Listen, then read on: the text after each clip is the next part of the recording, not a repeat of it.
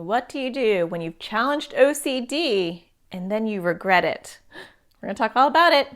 Stay tuned. That's what's up next.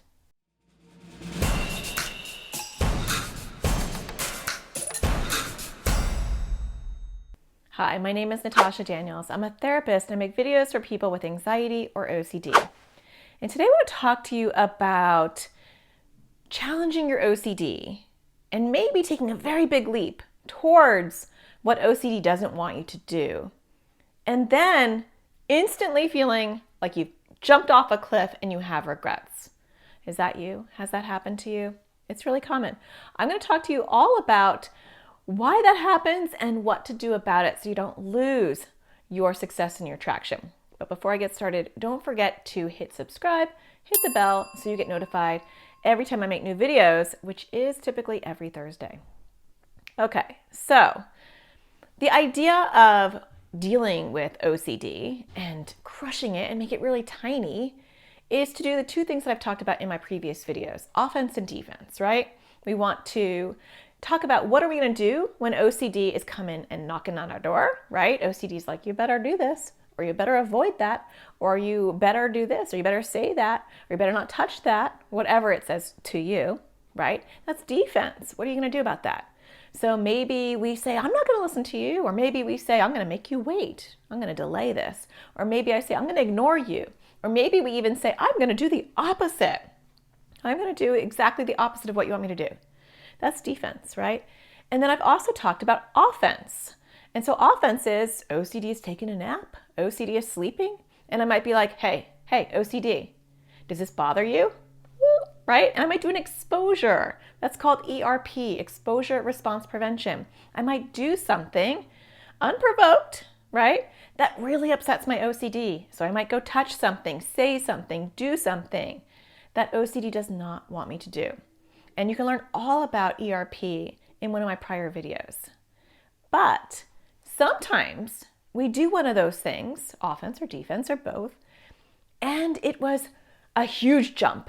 And the minute we do it, we regret it, right? So maybe we touch that contaminated pair of shorts, or maybe we say those words that OCD says never to say, or maybe we go to that place that OCD says never go. Or maybe we don't ask that reassurance question and we eat that food anyway. And then the minute we do one of those things, OCD has a complete meltdown. A complete meltdown. OCD is like, are you kidding me? You did not just do that. And OCD will have a 2-year-old tantrum.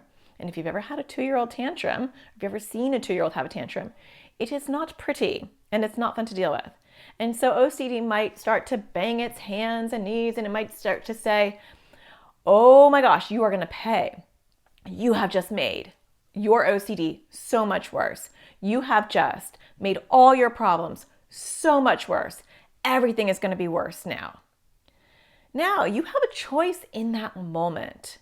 You can, one, recognize it for what it is, which is actually OCD running and being scared, right? It's a puffer fish. It's puffing itself up and saying, no, you didn't, because you did a brave thing.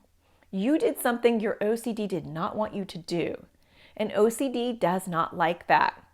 And so OCD will have tantrums and it will make you feel panicky.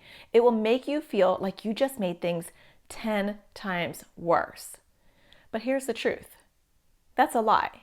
Because anything you do that goes against what your OCD wants you to do, anything you do that proves that you can do something that anxiety or OCD says you can't do, is actually growing your muscles. It is growing your OCD muscles and it's making you stronger so you can handle discomfort.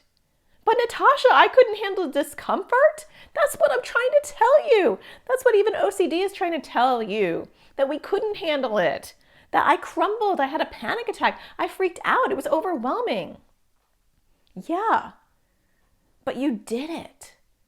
And you jumped off a cliff and you did something incredibly brave. And yes, maybe it didn't feel good.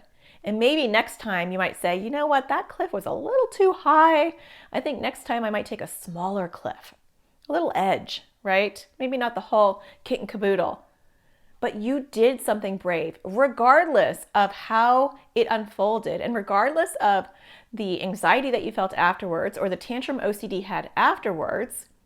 You can never make it worse unless you allow OCD to make it worse for you, because you took a step towards discomfort, and that is the ultimate way that you crush OCD and make it super tiny. And so you took a brave step, and maybe you took a big leap and you regret that it was such a big leap, but don't lose all that success, and don't lose all the power that went into that movement. And the way to not lose all of the success that you should get from suffering so much is to not let OCD feed you lies that you believe. So when OCD says, oh my gosh, it's so much worse now, you could say, you know what, OCD, it would be worse no matter what. Because if I keep letting you boss me around, there's no end in sight. You don't just stop.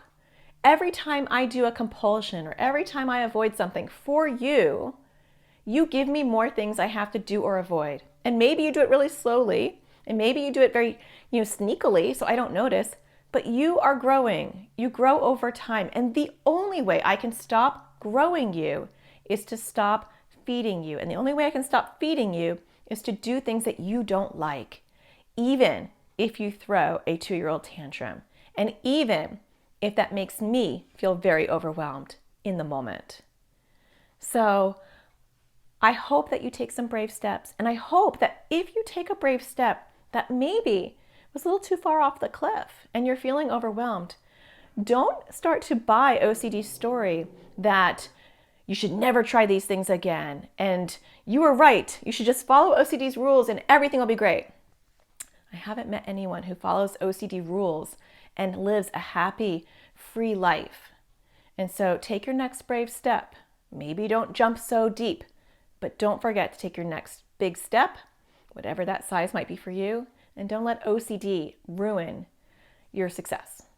Well, I hope that you find the sparkle in everything you do, and I'll be back next Thursday, so stay tuned and subscribe, and I'll see you then. Take care.